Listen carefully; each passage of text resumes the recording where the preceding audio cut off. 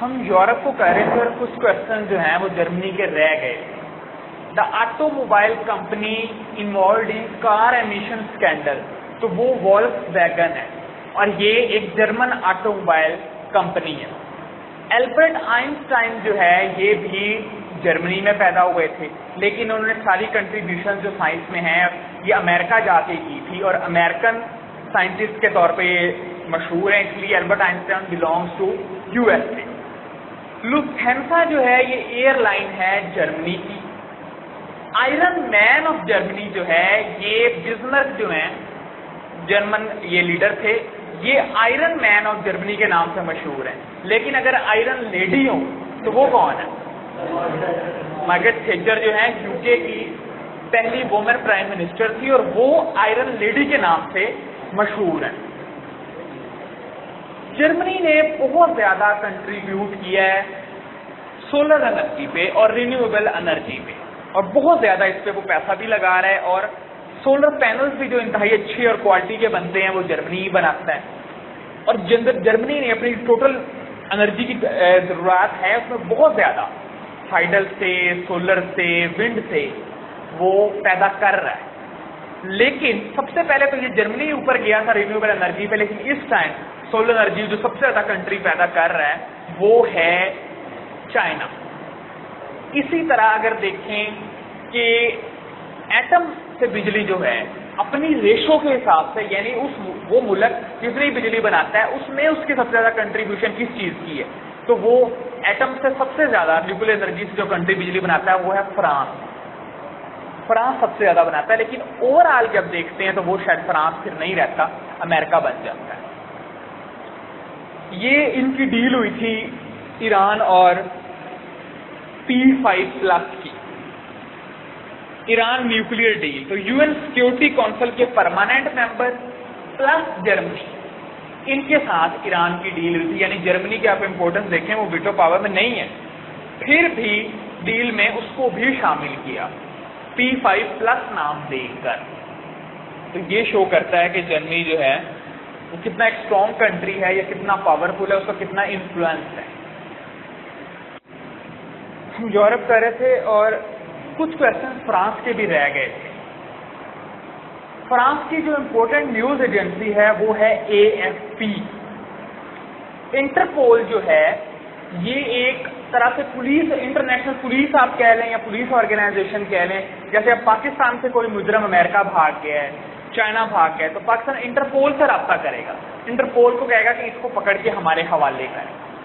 تو انٹرپول جو ہے اس کا ہیڈ کوارٹر ہے لائونس فرانس میں. لائونس فرانس میں کا سٹی ہے. لورے آرٹ گیلری یہ ایک بڑی مشہور آرٹ گیلری ہے اور یہ فرانس کے کیپٹل پیرس میں ہے. اور زین العابدین زیدان جو ہے یہ فٹ بالر ہیں اور ان کا تعلق بھی فرانس سے ہی تھا.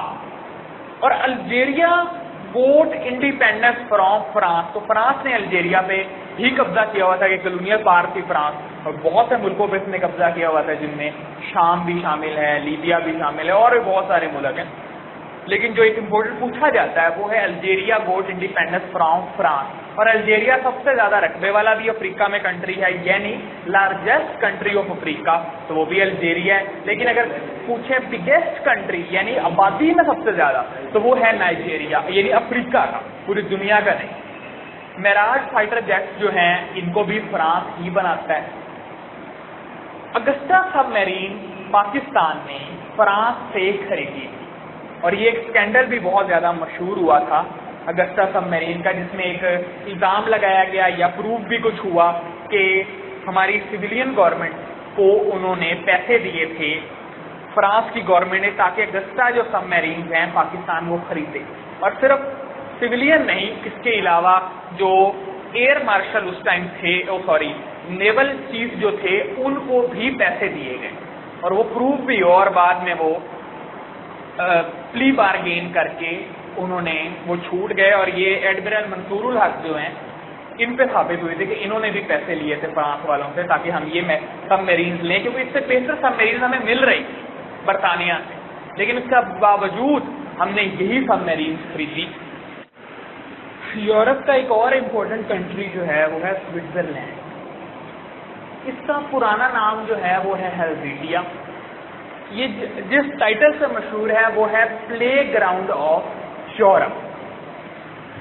یہ کیوں مشہور ہے؟ یہ اپنی نیوٹرلٹی کے لیے مشہور ہے. جتنی جنگیں ہوئی ہیں سوئٹزرلینڈ نے نیوٹرلی رہا، چاہے وہ فرسٹ ورلڈ وار ہو، جیسے ہم نے فرسٹ ورلڈ وار میں پڑھا کہ یو کے کس طرف تھا، رشیا کس طرف تھا، فرانس جرمنی کس سائڈ پہ تھے، لیکن ہم نے یہ نہیں بتا سکتے سوئٹزرلینڈ کس سائڈ پہ تھا کیونکہ وہ نیوٹرل تھا، وہ کسی کی طرف بھی نہیں. اور اس کی نیوٹرلٹی کی اصل وجہ ہے اس کی لوکیشن، کیونکہ یہ لینڈ لاکڈ کنٹری ہے. اب یہ کسی کی طرف بھی ہوگا تو اس کے جو انٹرسٹ ہیں ان کو نقصان پہنچے گا، اس لیے سوئٹزرلینڈ عام طور پہ نیوٹرل رہتا ہے. اس کے علاوہ یہ اپنے بینکس کی وجہ سے مشہور ہے.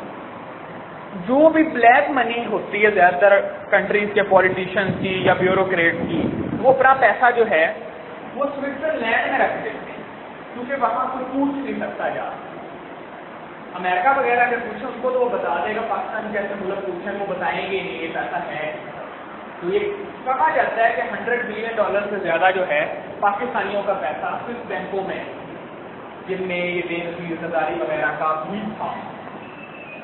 لیکن سوئٹزرلینڈ نے ابھی تک ہمیں کوئی خاص انفارمیشن نہیں دی اس کے بارے میں. زیورخ جو ہے یہ one of the richest cities جو ہے ورلڈ کی اس میں شامل ہے، اور یہ بھی سوئٹزرلینڈ میں. یہ ایکسپینسو اور مہنگے اور امیر شہروں میں شامل ہے. ڈیوس جو ہے ورلڈ اکنامک فورم کا اس میں اجلاس بھی ہوتا ہے اور یہ بھی سوئٹزرلینڈ میں. سوئٹزرلینڈ کا کیپٹل جو ہے وہ برن ہے، اور جنیوا جو ہے یہ بھی سوئٹزرلینڈ میں بڑا امپورٹنٹ ہے. UN کے بہت سی جو ایجنسیز ہیں ان کے اجلاس وغیرہ بھی ادھر ہوتے ہیں. اور یہ لینڈ لاکڈ کنٹری ہے، اس کے گرد یعنی اس کے ساتھ لینڈ لاکڈ کنٹری وہ کنٹری ہوتی ہے جس کے ساتھ سمندر نہیں لگتا، سی یا اوشن کو وہ ٹچ نہیں کرتی، وہ لینڈ لاکڈ کنٹری ہوتی ہے. تو اسی طرح ایک انتہائی امپورٹنٹ کوشچن ہے کہ ڈبل لینڈ لاکڈ کنٹری کون؟ تو ڈبل لینڈ لاکڈ کنٹری وہ ہیں جن جو خود تو لینڈ لاکڈ ہیں ہی ہیں، ان کے ساتھ جو ہمسائے ہیں وہ بھی لینڈ لاکڈ. تو وہ یہ پوچھا جاتا ہے، انتہائی امپورٹنٹ کوشچن ہے کہ کون which country is double land locked country? تو وہ ازبکستان ہے. یہ ریسنٹلی پوچھا گیا ہے. تو یہ ازبکستان ہی ہے. جو دوسرا ہے وہ یورپ میں چھوٹا سا ملک ہے، اس کا وہ نہیں پوچھیں گے آپ.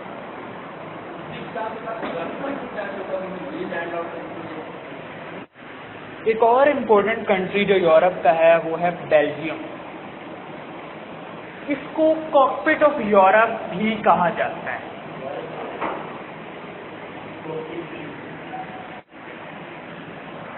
یورپی یونین کا جو ہیڈ کوارٹر ہے وہ ہے برسل. اس کے علاوہ بیلجیم کا جو کیپٹل ہے وہ بھی برسلز ہی ہے. ڈاکٹر عبدالقدیر خان جو ہیں وہ بھی لیون یونیورسٹی آف بیلجیم جو ہیں ادھر پڑھتے رہے ہیں، اور یہ کوشچن بڑی دفعہ آ بھی چکا ہے اور یہ پوچھتے ہیں عام طور پہ کہ انہوں نے کہاں سے اسٹڈی کی اور وہ کدھر ہے یونیورسٹی. یہ بہت امپورٹنٹ کوشچن ہے. Which country was captured 2 times in 20th century and had itself brutally colonized. جب ادھر وہ پہنچتے ہیں نا تو وہ کونگو بھول جاتے لکھنا، یا ان کو پتہ نہیں ہے کہ پیپر میں سوال اصل میں اس طرح آیا.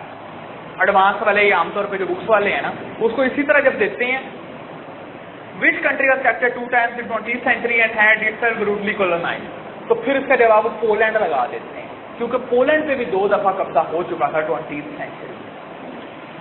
لیکن اس کا جواب بیلجیم بنتا ہے کونگو کی وجہ سے. کونگو پہ قبضہ جو ہے وہ بیلجیم نے ہی کیا، تو بیلجیم اس کا آنسر ہے.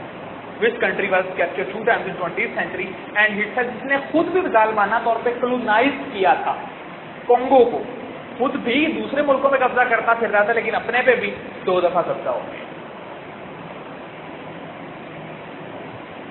ویسے پیپر میں BTS نے کبھی ایسے آیا نہیں کونگو نہ لکھا، اگر نہیں لکھا تو آپ اور کونگو یہ آپشن میں بھی نہیں بیلجیم آپ پولینڈ کر سکتے ہیں، اس پہ بھی 2 دفعہ قبضہ ہوا تھا.